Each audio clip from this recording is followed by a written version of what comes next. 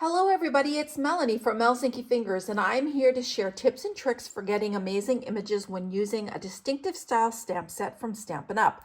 Now, these distinctive style stamps are images that give you depth and detail when you're stamping, but they can be a little tricky to maximize the potential in these images while you're stamping. So let me share with you some tips that I use when I'm using distinctive style stamps so that I get awesome images. So since this is a beautiful fall stamp set, I just decided to pull in some fall colored inks to work with, even though it doesn't really matter. I'm just sharing some tricks with you. But I wanted to show you what happens if you ink up your stamp and stamp it without doing anything different to the surface of your stamp or your ink pad. So I'm just going to pull in some scraps of basic white cardstock here, and I have mounted a couple of the images just to share with you so that you get an idea of what I mean. So this is Cajun Craze ink, and I'm just going to ink up this leaf and stamp it, and let's see what we get. So this is what we get. All right, and here is what the image should look like. So you might be struggling getting this really pretty veining and depth detail out of your stamp. So let me show you a couple of things I do to help with that. So I'm going to clean this off really well. So if you've stamped and it didn't turn out well, clean all that extra ink off your stamp so that you're working with a clean and dry stamp. Make sure there isn't water trapped in there. Now we have a nice rounded edge on our block, and I like to use that to move the ink on my ink pad. You could use the back of a spoon, the edge of a bone folder, but you want something that's round and won't tear your ink pad, and you can move the ink on your ink pad. You could also use a sponge dauber or a blending brush to adjust the amount of ink that's on your image. So let me first show you in comparison. I'm going to take this and just gently drag it across my ink pad, and you can see that that has moved some of the ink out of the way. Now, over time, that will just kind of fill back in, so you haven't done anything permanent to your ink pad.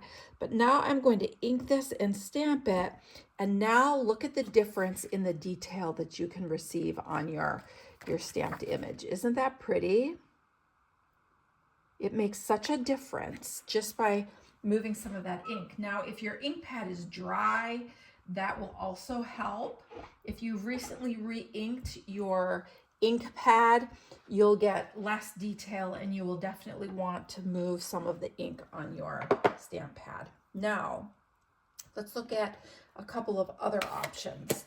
So we can take our ink pad and ink our image, and then we can take our sponge dauber and go over our stamp.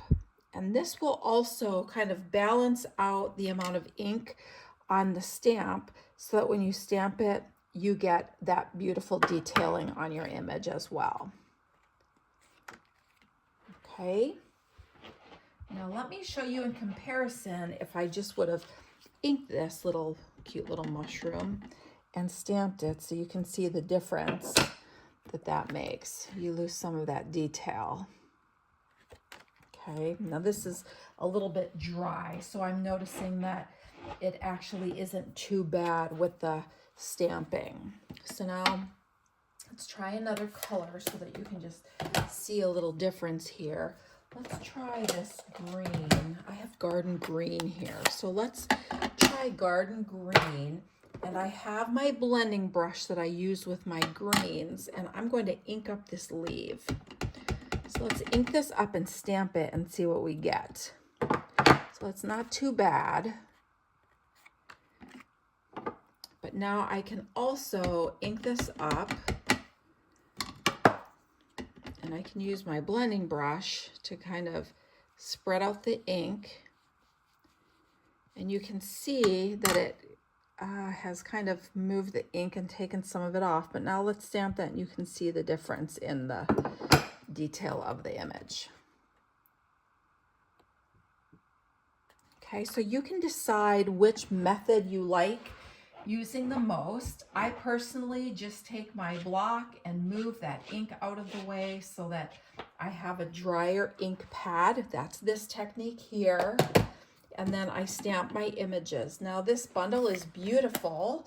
Let's take a little peek at this bundle and then I'll show you a project I made with it. So this Gathering Moments bundle is part of the Gathering Together product suite. This is an online exclusive, so it can only be found in my online store. And you have all these beautiful fall elements with open dies that die cut those images out. And using the technique of moving the ink with my block, I then stamp these images, and this is the card that I made with this bundle. So I hope those tips helped. I hope that if you've been struggling getting the amazing detail out of your distinctive stamps, you'll give one of these 3 techniques a try. Thanks for watching.